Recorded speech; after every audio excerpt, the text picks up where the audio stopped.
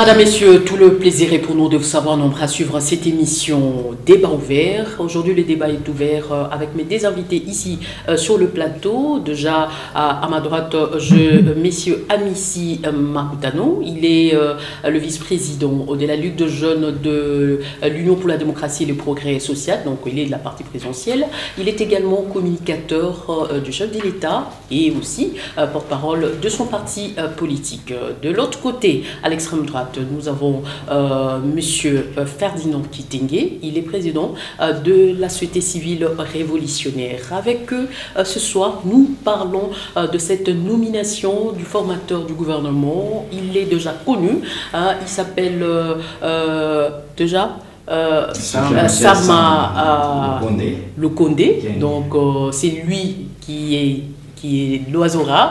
Donc, il vient d'être dévoilé par le chef de l'État. Donc, autour de cette question, nous parlerons également de cette rentrée scolaire qui est déjà fait de la reprise des cours, déjà le 22. Les élèves doivent reprendre le cours après un mois d'absence.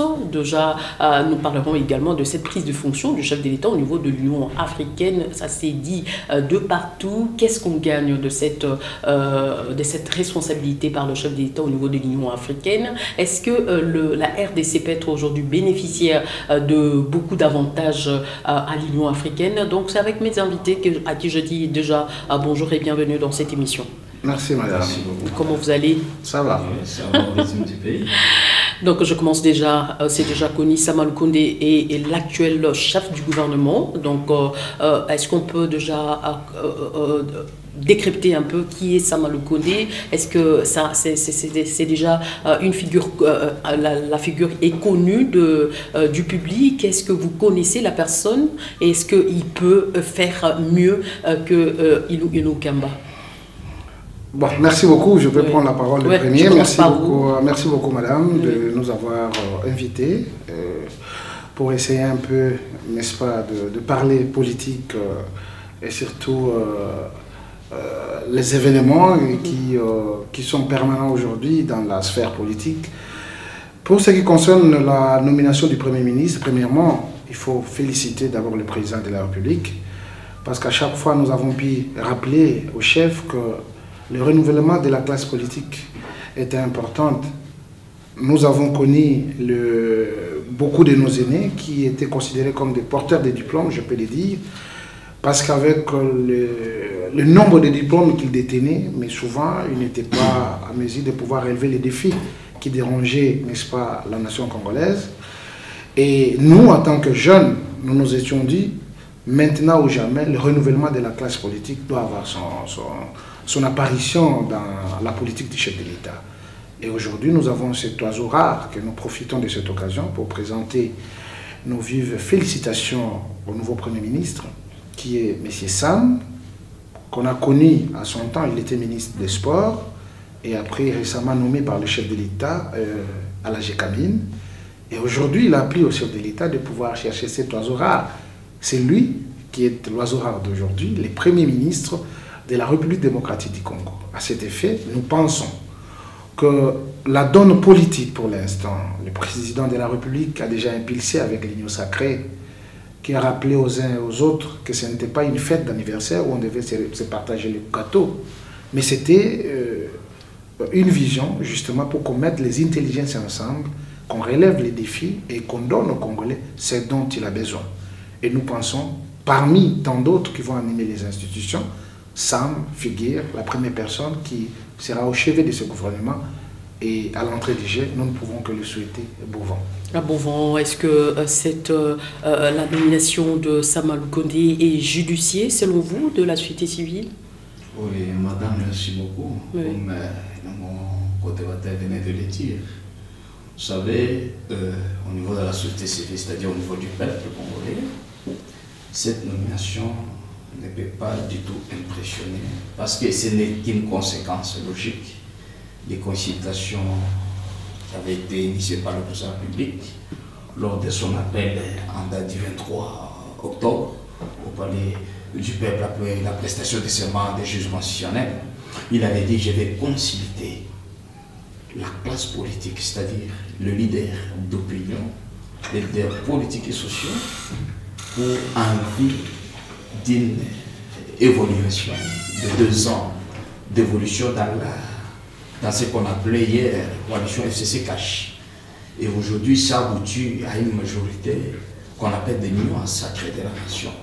Vous savez, nous avons été consultés par le président public et c'est la toute première fois que dans ce pays, le président public prend une décision, une grande décision, c'est-à-dire de consulter le peuple congolais dans son ensemble et après, ce peuple a donné son point de vue et après avoir donné son point de vue, le président public est revenu prendre une décision sans que cette décision soit contestée par les uns et les autres. Vous avez suivi, ça pesait le climat social parce qu'on en avait marre de cette fameuse coalition FCC Cash. Donc c'était ça. Donc quelque part on peut dire que les divorces est réellement consommé parce qu'il y a certaines personnes qui ne croyaient pas jusque-là à ces divorces-là. Certains parlaient que peut-être il y avait un jeu politique qui se faisait entre Joseph Kabila, l'ancien président, et puis l'actuel chef de l'État. Il y a quelque chose que les pays manquaient, que la RDC manquait depuis son indépendance, c'est-à-dire la sincérité, la vérité d'un chef d'État. Et aujourd'hui, vous savez pourquoi cette décision... Et vous pensez qu'aujourd'hui, Félix Tshisekedi incarne toutes ces valeurs-là? Cette décision n'a jamais été contestée parce que Félix Tshisekedi, aujourd'hui, ne cesse pas de dire. Puisque vous savez, nous, ce qui est bien est bien, ce qui est faux à notre niveau. Il ne cesse pas de le dire, le peuple d'abord. Quand tu dis le peuple. Et nous avons su évoluer, ça fait 2 ans, le pays était bloqué. Et cette fois-ci, il n'y aura plus de raison. La raison pour laquelle, au jour d'aujourd'hui, je sais, notre ami qui venait d'être nommé Premier ministre, Michel, nous sommes combattus avec eux, vous savez, ils sont venus du G7 en 2015, où ils ont démissionné avec les vieux Sicha, Simba, et à son nom, les Katumbi, tous les anciens collaborateurs de Kabila, ils sont venus rejoindre les raisons qui était une raison de bloquer le 3e mandat de l'ancien chef d'État. Et aujourd'hui, tant qu'il est nommé, je suis sincère et je suis sûr, je le félicite parce que pourquoi? C'est un technocrate, c'est un ingénieur chimiste qui avait été ministre, comme le co-débatteur venait de le dire, mon frère. Et aujourd'hui, il est nommé Premier ministre. C'est pour vous dire, nous ne voulons pas que les choses se passent comme hier. Parce qu'au moment qu'il est nommé, bien sûr, c'est une conséquence, comme je viens de le dire, de ce qu'on appelle l'union sacrée de la nation, c'est-à-dire, il y a eu un grand travail qui s'était déjà passé en amont avec le formateur, qui a eu quand même à mobiliser, à identifier cette majorité, et les a mis en coalition qu'on appelle l'union sacrée. Et nous ne voulons pas que le Premier ministre, aujourd'hui, qui commence pour faire quelque chose d'intérêt général, il part consulter son autorité morale. Là, nous allons les combattre. Et nous allons évoquer sa destitution, encore moins son départ. Puisque c'est le début qui marque la fin en politique. Comme il vient d'être nommé aujourd'hui, il doit préparer aussi sa sortie aujourd'hui. Mais il va sortir comment et dans quel sens? Nous ne voulons pas qu'il y ait un Premier ministre sans action. Puisque, oui, il est nommé. Le peuple aujourd'hui applaudit parce qu'il est jeune. Vous savez, c'est notre génération politique aujourd'hui, parce qu'il n'a que 43 ans. Mais il a une nouvelle politique qu'il doit initier pour faciliter le pays.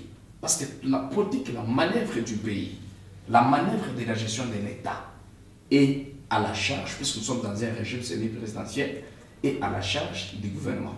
Lui, en tant que le premier citoyen, c'est-à-dire chef du gouvernement, il doit porter un plan, c'est-à-dire un projet. Nous ne voulons même pas que les jours de son investir, qu'il nous amène un discours. Il doit porter un programme. Pas les discours de 12 pliés de Lunkamba. Sur Lunkamba est venu, je vais faire 12 pliés. Après tout, il a fait 15 mois sans rien faire. On ne sent rien, mais comme conséquence, les Congolais manquent de l'eau, les Congolais manquent d'électricité, les Congolais manquent de quoi manger et de quoi boire. Bon, c'est une honte de voir un grand pays comme le nôtre avoir un Premier ministre sans plan, sans programme. Mais ce que je souhaite à notre ami qui venait d'être nommé, que je dois beaucoup de respect, Jean-Michel Sama. Je me souhaite plein succès et les Congolais sont d'accord. Et les Congolaises et Congolais sont très d'accord pour sa nomination parce que c'est quelqu'un qui n'est pas encore dans la sanité. Il a une expérience, il avait été député et un jeune avec un bon diplôme et il a travaillé comme ministre des Sports. Et aujourd'hui, il était, depuis l'année passée, je crois, il était, jusqu'à ce jour, il était gestionnaire de la directeur général de la GECAMI. Vous savez que et la GECAMI aussi l'a porté un plus parce que ça marche aujourd'hui. Ça marche. Je venais d'accord le marché, les choses quand même marchent très bien, les gens sont bien payés, il a une bonne politique. Je crois que c'est un monsieur qui ne parle aussi pas beaucoup, il a été beaucoup plus concentré au travail. Je crois qu'il va apporter quelque chose pour cette fois-ci. Le peuple n'a qu'à lui faire confiance parce que ça va marcher. Monsieur Makutano, est-ce que vous pensez que Sama sera en mesure de remonter la pente ou à laisser Sylvestre Inou Kemba avec la situation sociale qui vraiment ne rassure pas les Congolais? Madame, je dois vous rappeler que nous avons un prestige, nous avons un honneur qu'on a le devoir de protéger tout au long de notre vie. Je suis un général fidèle de son Excellence, Monsieur le Président de la République. Chez nous, à l'UDPS, on dit être cadre, ce n'est pas un privilège, c'est une charge. Et quand on n'est pas capable de pouvoir porter sa charge, la seule des choses, il faut rendre l'établi. Il n'est pas comme un chevet tombé dans la soupe. C'est une personne qui a été consultée. Il a eu des discussions avec le chef de l'État avant qu'il soit nommé. Et à cet effet, il a donné sa disponibilité à ce poste pour qu'il puisse donner au peuple congolais ce dont il a besoin. Nous les rappelons que nous, l'UDPS, nous sommes les traîtres de tous ceux qui sont incapables de donner à la population ce dont il a besoin.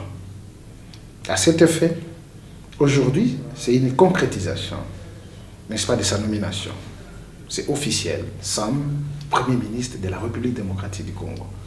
Les défis sont énormes. Le peuple n'a pas d'eau. Le peuple n'a pas d'électricité. Nous avons les problématiques de Covid-19 qu'il faut faire face. Et à cela, je pense... Avec la corruption qui bat également son plein. Bien entendu, et ceux qui acceptent d'être corrompus, ils doivent comprendre qu'il y a Elingeti qui est devant eux, l'IGF, qui travaillera désormais aux côtés du chef de l'État pour essayer un peu de décourager ces habitudes qui ne sont pas normales dans un État. C'est pourquoi rien ne va dans ce pays. Les gens n'ont pris leur conscience tranquille pour comprendre que quand je travaille, je dois être payé. Mais je ne suis pas obligé, quand j'ai des heures de responsabilité, de mettre la main dans la caisse de l'État pour que je m'en serve. Non, ce temps est révolu. Mais nous avons dit l'instauration d'un état de droit pour nous, ce n'est pas un slogan, c'est une réalité.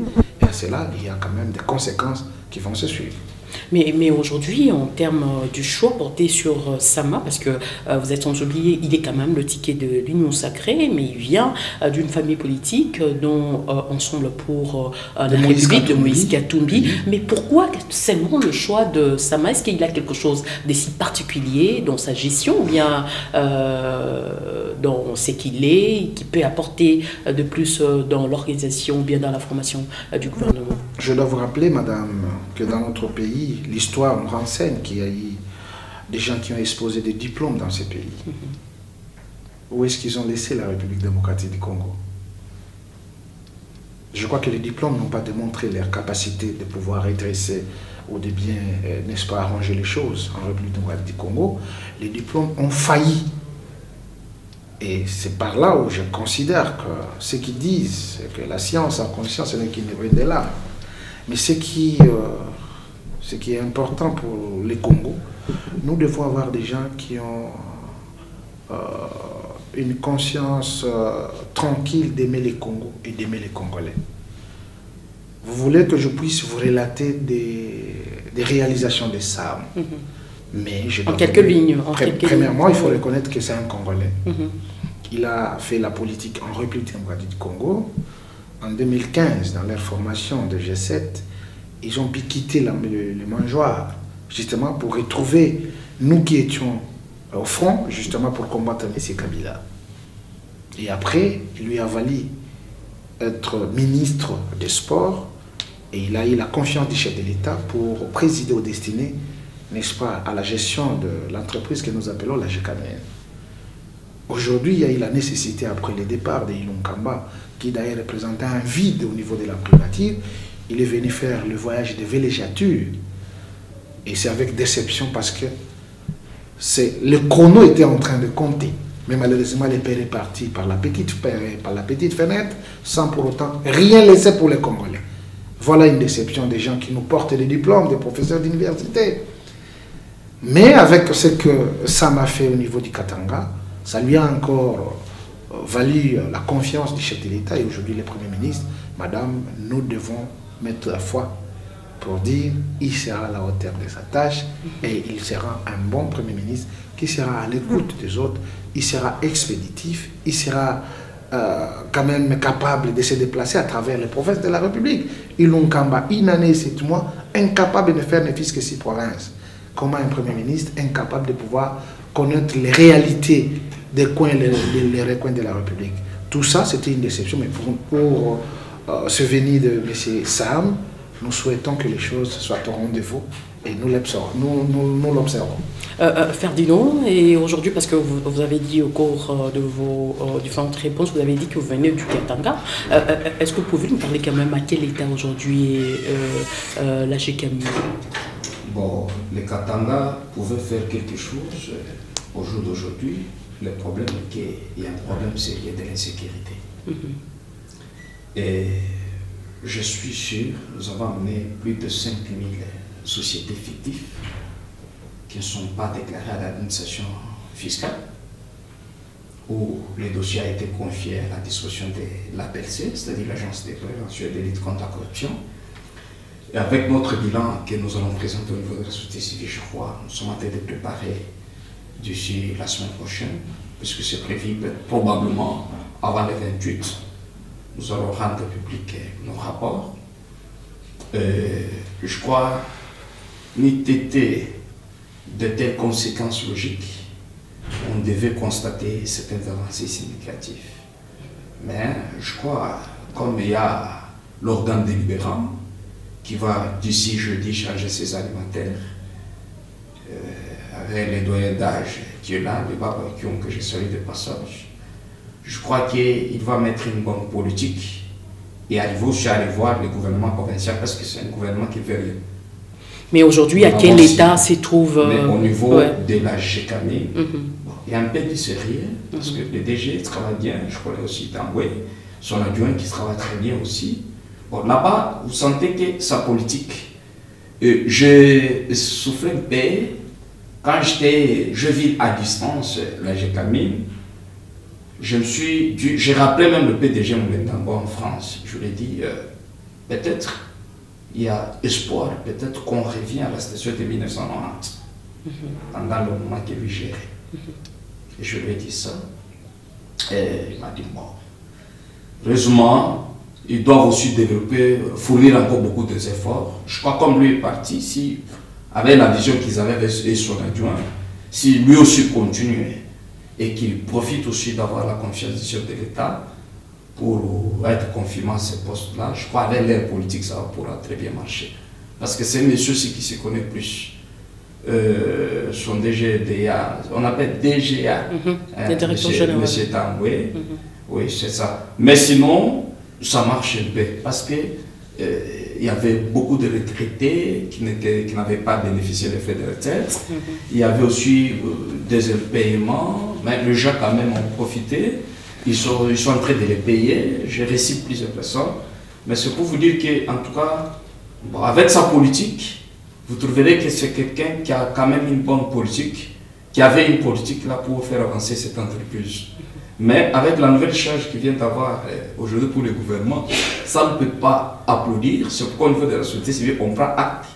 C'est-à-dire on ne dit pas oui ou non, à un bon fonctionnement. Bon, on prend seulement acte de sa nomination. On lui félicite. Puis c'est quand même une nouvelle fumée blanche. Il faut féliciter et lui demander maintenant de fournir les efforts. Parce que ce n'est pas facile. Le pays a beaucoup de choses que lui, là, sera obligé de le faire. Exactement. Monsieur Makutano, est-ce que vous pensez que Sam sera en mesure de fusionner ou bien de mettre le chef de l'État à l'aise dans sa politique de peuple d'abord, en mettant ses actions en premier lieu, sans pourtant regarder de part et d'autre qui a fait quoi? Bon, madame, je crois que Sam, désormais, c'est un collaborateur direct du président de la République. Et la réussite d'un responsable dépend aussi de la qualité de ses collaborateurs. Et à cet effet, il n'a pas le choix.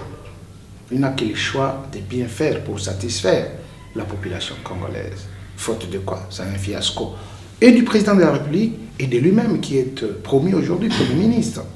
Le peuple attend beaucoup de ce gouvernement. Le peuple a crié au changement. Et ce changement aujourd'hui est incarné par l'alternative crédible et de l'alternance. Nous appelons le président de leur président, son excellence, monsieur le président de la République, Félix Antoine Tshisekedi. On ne peut pas se dédire. Chez nous, c'est le peuple d'abord. Le peuple d'abord, pour nous, ce n'est pas un slogan. Le peuple d'abord, pour nous, c'est un mot d'ordre.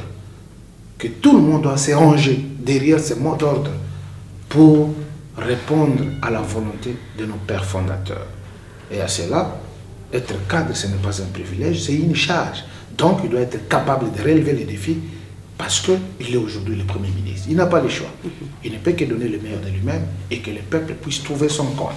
Faute de quoi, même nous, les amis qui parlent ici, madame, nous allons nous mettre debout pour dire, mais messieurs, vous n'êtes pas à la hauteur.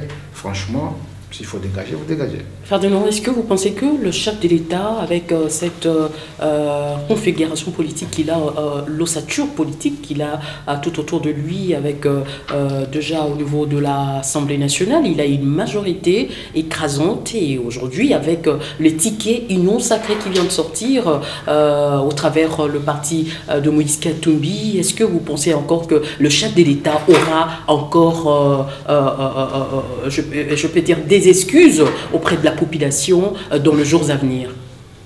Oui, madame, vous savez, c'est une question primordiale que nous sommes en train d'évaluer jusqu'à présent. Parce que la raison du peuple, c'était quoi? Le divorce du FCC cache. Dès lors que ceci a pris fin, nous croyons, je vous ai toujours dit, et je le répète devant vous en tant que professionnel des médias, pour vous dire que le président de la République aujourd'hui, dès lors qu'il n'est pas quelqu'un, il n'est pas mouillé dans le sang, il n'est pas implogé dans les critiques de mes gestions, nulle part, il fait confiance au peuple congolais. Sa première décision en tant que chef de l'État, quel que soit le moment où la difficulté qui traverse le peuple congolais aujourd'hui, vous savez, ça ne marche pas. Il y a la misère exacerbée.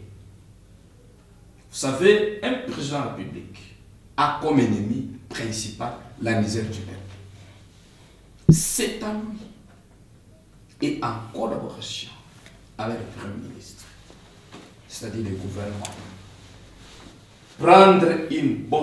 mettre une bonne politique. Je dis que la nomination de Jean-Michel Sama comme Premier ministre aujourd'hui, c'est une chance pour la République. Pourquoi? Parce qu'il n'est pas commerçant. Si on nous mettait un commerçant là-bas, ou soit un dialogiste, pour signer le programme de l'État que non, je dois avoir mon autorité morale. Pour faire quelque chose que non, je dois me référer à terre. Ça devrait constituer un danger. Heureusement, c'est un technocrate qu'on a ramassé pour le mettre là. Et en plus, comme il y a la majorité de l'Union sacrée de la nation, nous avons soutenu cette majorité.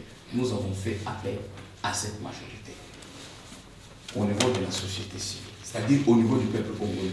Que personne ne vous trompe. Que hier, comme c'était ces caches qui régnait, que le peuple congolais était d'accord. Non. Nous croyons à un nouveau bureau du Parlement, bientôt un nouveau bureau de l'Assemblée. Comme il y a déjà un nouveau bureau de l'Assemblée nationale, nous entendons ce nouveau bureau du Sénat. Et comme il y a des groupes parlementaires, c'est-à-dire des députés de l'Union sacrée qui ont accepté, nous avons salué l'ensemble pour le changement qui devient en deuxième position, puisqu'il y a FCDC et Allié qui est en première position, de l'honorable Modeste Bahati. Il y a aussi AAA de Pius Mabile de l'avenir. Hein. Donc d'abord, je salue en passant, puisqu'il y a d'abord des gens comme le Pius Mabile qui avaient accepté d'abord le bien fondé du peuple en première position. C'était quelque chose d'important. Mais cette nomination, au niveau du peuple congolais, on prend acte. Parce qu'on ne sait pas la politique gouvernementale de M. Sama. Exactement. Il n'a jamais géré un gouvernement. Mais aujourd'hui, il est devant une lourde responsabilité. Et dans un contexte compliqué. Puisque, au niveau des infrastructures, rapidement, parce qu'on doit aller dans un autre sujet. L'État est État lorsqu'on constate l'État au plan moral. La RDC n'existe même pas.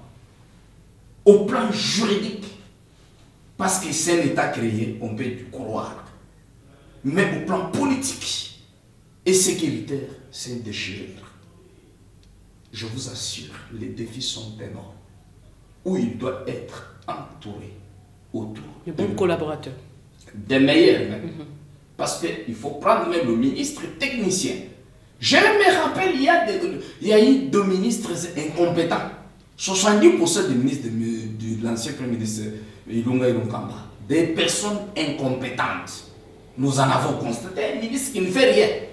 Mais vous, de la société civile, qu'est-ce que vous pouvez vous attendre de cette nomination? Parce qu'aujourd'hui, il y a tout un quota lié autour de cette société civile, parce que dans plusieurs gouvernements, on a vu que la société civile a été quand même oubliée. Et pourquoi pas aujourd'hui parler de la société civile révolutionnaire? Oui, effectivement, à notre niveau, nous avons toujours dit au peuple, parce que le peuple fait confiance à la société civile, vous savez, nous sommes de son côté. Et j'espère, comme c'est le gouvernement d'Union sacrée, c'est-à-dire qui a fait appel à tous les Congolais pour accompagner le président public dans son programme, le peuple d'abord. Il y aura aussi les représentants de la société civile, y compris aussi notre structure, société civile révolutionnaire, va donner aussi son quitter, va donner aussi ses délégués, parce que nous avons des meilleurs techniciens qui devaient aussi donner quelque chose au gouvernement. Parce qu'on fournit des recommandations. Ça peut être prise ou non prise en charge. Mais je crois, si on envoie les délégués expérimentés, avérés, ils vont accompagner le président public et le nouveau gouvernement. C'est clair. Monsieur Amissi, pourquoi on a toujours remarqué dans la nomination de l'actuel chef de l'État, dès qu'un nom est cité, c'est la personne qui sera nommée, contrairement à son prédécesseur? Bon, je crois que nous devons rappeler qu'il est le président de la République démocratique du Congo. Là, vous voulez parler de la fuite. Oui. Oui. Mais ce qu'il faut comprendre, le contexte actuel, madame, nous renseigne que le Premier ministre devait venir de l'ensemble. Et l'ensemble est composé de plusieurs personnalités et de plusieurs regroupements. Et à cet effet, quand il y a un choix ou des choix, ce n'est pas tout le monde qui a le caractère secret de pouvoir garder l'anonymat par rapport à la personne. Et aujourd'hui, nous sommes bien édifiés de voir que les noms qui étaient cités, parce que c'était parmi les candidats retenus au niveau de l'ensemble. Parce qu'il y avait plusieurs noms, entre autres le nom de Christophe Lutundula qui était également cité, Christian Mwando qui était cité, il y en avait plusieurs. Bien sûr, ça tombe après nommé parce que tous sont de l'ensemble. Et celui qui est sorti, il est de l'ensemble. Et donc, là, ce n'est pas à s'étonner, étant donné qu'il y avait quand même un concours de plusieurs personnes, étant donné que le pluriel commence par D, et il y avait Lutundula, il y avait Mwando, il y avait aussi Sam, qui faisait partie de la course, et il est choisi, et donc, par là, ce n'est pas la faute au chef de l'État. Donc, l'UDPS n'enviait pas ce poste, l'UDPS. Mais il faut reconnaître, madame, l'UDPS ne peut pas être gourmand. Aujourd'hui, l'UDPS, c'est le parti qui occupe la magistrature suprême. Même si le président de la République n'a pas de parti politique, mais il est le fruit de l'Union pour la démocratie et le progrès social. Étant donné qu'aujourd'hui, il y a cette impulsion d'une nouvelle donne, d'une nouvelle politique, il faut comprendre que nous devons savoir comment partiser avec les autres. C'est pourquoi vous avez vu et constater que l'UDPS a laissé le perchoir de l'Assemblée nationale au FCC, les gens qui ont compris qu'il fallait quand même changer la donne, il faut qu'il y ait une nouvelle dynamique pour voir autrement la politique et surtout comment nous allons servir notre peuple. Et le Sénat est là, la primature, on a les sociaux aux autres, c'est pour vous faire voir que l'UDPS, c'est le parti fédérateur qui veut voir tous les Congos se mettre ensemble et qu'ils construisent leur pays. En se référant, n'est-ce pas, au discours du chef de l'État du 24, lors de son investiture, qui a pu rappeler à tous les Congolais de tous bords de venir autour de lui, qu'on voit les intérêts du peuple ou les intérêts de la République démocratique du Congo, qu'on se mette ensemble et qu'on construise ensemble la République démocratique du Congo. Ferdinand, aujourd'hui, vous êtes où pour dénoncer? Parce qu'aujourd'hui, l'Union sacrée est en train de procéder au partage du gâteau. Chose que les autres avaient nié dans le temps, mais aujourd'hui, nous sommes en train de voir que l'Union sacrée fait le partage du gâteau. Il y a les autres qui prennent la primature, il y a les autres qui prennent l'Assemblée nationale. Et est-ce que vous allez toujours continuer à nier, vous, de la société civile, vous êtes où pour dénoncer tout cela? Non, non. Madame, moi, au sens, je dirais, légal, il revient de faire la lecture de l'article 78 de la Constitution, qui dispose que le président de la République nomme le Premier ministre au sein de la majorité parlementaire. Ça, c'est le fondamental. C'est ça même la base légale de cette disposition constitutionnelle. Aujourd'hui, je vous ai dit au départ que c'est une conséquence de l'union sacrée de la nation.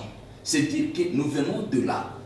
La nomination du nouveau Premier ministre aujourd'hui, M. Sama, ça vient au truchement de l'article 78 de la Constitution. Et cette majorité parlementaire est constatée où? Au sein de l'union sacrée. C'est alors, au niveau de l'union sacrée, je venais aussi de vous démontrer, il y a les groupes parlementaires. Et grâce à la consultation de l'informateur, c'est lui qui a pu identifier, il y a tel groupement, il y a tel regroupement, il y a tel groupe parlementaire qui constitue au moins un nombre un peu élevé de députés. Ils se sont arrangés, ça ce sont des arrangements particuliers. Parce qu'il n'y a pas une majorité, il n'y a aucun regroupement politique, aucun parti politique qui détient la majorité parlementaire. Mais sur ce, il faut qu'ils s'arrangent. Comme on venait de vous dire par mon co-débatteur, il dit non, non, selon eux, à l'UDPS, ils ont souhaité que le Premier ministre vienne dans l'ensemble pour le changement. Hein? Bon, c'est juste un arrangement particulier interne de l'union sacrée. Mais ce que nous ne pouvons pas favoriser, c'est-à-dire les partages de gâteaux, ça n'existe pas. L'union sacrée, c'est-à-dire l'ensemble, les concours du peuple congolais autour du président de la République. C'est pourquoi nous avons dit nous sommes d'accord et nous acceptons, nous encourageons l'union sacrée de la nation. Même ceux qui doutent jusqu'aujourd'hui doivent aussi y croire et adhérer à cette vision salvatrice. Et en plus, si ça vient le partage des gâteaux, là ça va maintenant. Donc il n'y a rien à espérer. Okay. Il n'y aura rien à espérer. Nous passons directement à notre Mais deuxième sinon, sujet. Pas. Ça revient d'un pouvoir discrétionnaire du président public, comme nous venons de voir M. Sam, conformément à l'article 78 de la Constitution. Nous passons directement à notre deuxième sujet parce que nous l'avons annoncé au début de cette émission que nous parlerons dans cette émission de cette probabilité que les élèves reprennent le chemin de l'école d'ici le 22 février prochain. Monsieur Makutano, qu'est-ce qu'on peut s'attendre de cette rentrée? Est-ce que vous pensez que toutes les conditions sont réunies pour que les élèves reprennent le chemin de l'école? Bien sûr, madame. Les enfants vont rentrer à l'école le 22. Mais il faut comprendre le contexte, pourquoi les enfants sont restés à la maison. C'est juste par rapport à cette problématique de la Covid-19 qui a touché presque toute la planète. À l'entrée du jeu, je vous ai écouté parler des grèves des parents.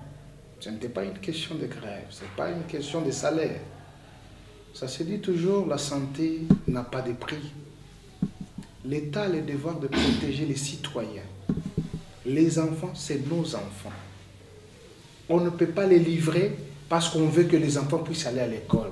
Or que la maladie était effective dans notre pays, surtout dans la ville-province de Kinshasa. Les enfants n'ont pas la capacité de pouvoir résister ou se contrôler non plus. Les enfants ont le devoir d'être à côté de leurs parents, justement pour qu'ils soient suivis. Mais malheureusement, il y a des langues qui voulaient parler pour parler, mais quand on gère, on doit savoir qu'on a la responsabilité de protéger ou de garder le peuple qui sont à votre charge. C'est ce qui a été fait par le comité multisectoriel de la gestion de Covid-19, qui a pu donner des propositions en amont au président de la République pour arrêter, n'est-ce pas, la reprise de cours. Et je crois que c'était avant-hier que nous avons tous suivi le docteur Muyembe, qui est allé chez le chef de l'État en lui remettant, n'est-ce pas, son rapport, en disant que la courbe était vraiment baissée, et puis on peut espérer, par rapport au respect des mesures barrières, que les enfants peuvent retourner à l'école. Et à cela, je crois que les carottes sont cuites, tout est déjà mis en œuvre pour que nos enfants reprennent le chemin de l'école. Du côté politique, Ferdinand, tout le monde se prépare déjà pour faire reprendre les élèves le chemin de l'école. Vous êtes quand même de la société civile, vous êtes censé voir sur terrain comment est-ce que les choses s'organisent parce que vous êtes le porte-parole de cette population. Est-ce que selon vous, de la société civile, vous, après vos petites enquêtes, est-ce que vous avez remarqué que les élèves peuvent réellement rentrer à l'école? Madame, je vous dis vrai que nous sommes en face d'un ennemi invisible. Covid-19, nous le disons pourquoi? Parce que l'OMS appelle à tout moment les risques majeurs. Mais vous avez vu que les enfants, ce sont les personnes les plus vulnérables. Vous pouvez lui donner les masques parce qu'ils sont parents. Vous pouvez lui donner les masques, vous pouvez lui donner des désinfectants. Et vas-y, tout urgent est là, va désinfecter à un certain moment, utilise ceci. Vous verrez que son ami de l'école viendra ou de la classe vient de l'étape. Peut-être celui-là aussi a déjà pris le contact avec la personne contactée ou contaminée. Bon, donc ça va rapidement faciliter la propagation de la maladie.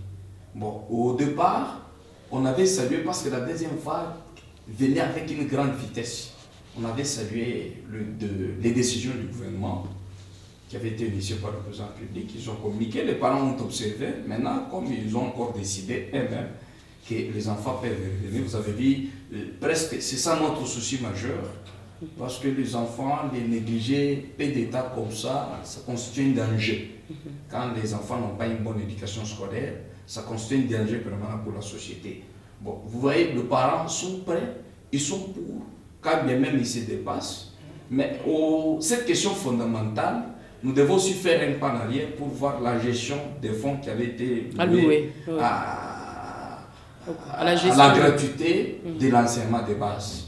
Bon, ça s'est consommé au niveau du ministère de l'enseignement primaire et professionnel, comme si c'était les arachides qui consommaient l'argent des pauvres contribuables. Même les aides là qu'on nous donne par les aides des autres, quand on donne, lorsqu'une organisation internationale, ça peut être l'OMS, ça peut être l'UNICEF, peut vous accorder les dons. Les dons là, demain vous allez les payer. Et qui vont payer, c'est le peuple congolais, dans des petits frais de contribution qui sont en train de donner en tant que contribuables, des impôts et taxes, tout ça. Mais quand cet argent entre un individu qu'on appelle un ministre, il le consomme avec sa classe politique, et qu'aucune enquête ne s'annonce, nous en avons beaucoup dénoncé. Donc, selon moi, il faut ouvrir les enquêtes sérieuses et sincères au niveau des ministères de l'enseignement supérieur et de l'enseignement primaire et voire même professionnel et technique aussi. Pourquoi? Parce qu'on ne sait pas comment ils sont parvenus à consommer cet argent des autres. Or, la Constitution est claire. à l'égard de l'article 43 de notre Constitution qui dispose que l'enseignement, l'éducation d'abord est une obligation, c'est-à-dire est une obligation pour tout citoyen d'avoir l'éducation. Mais l'enseignement primaire est obligatoire et gratuit. Mais il revient, je finis, à l'État congolais cette fois-ci de multiplier sur les écoles. De multiplier les écoles. Et puis le partenaire le plus privilégié principal même, l'Église catholique. Vous avez vu, puisque bientôt là, quand on est là, on appelle, les enfants vont reprendre le 22, vous verrez, il y aura des grèves. Ok, Monsieur Amissi, s'il vous plaît, est-ce que déjà on a vu la gestion de cette gratuité a été catastrophique au niveau du ministère, dont ceux-là qui travaillaient ne percevaient rien, ceux-là qui ne travaillaient pas percevaient quelque chose. On a vu également la multiplicité des écoles fictives créées par le ministre, dont le directeur général des CECOP est déjà derrière en prison d'ailleurs, il a été emprisonné pour cette raison. Et aujourd'hui, les mêmes enseignants vont reprendre le chemin de l'école avec quelle psychologie? Merci beaucoup, madame.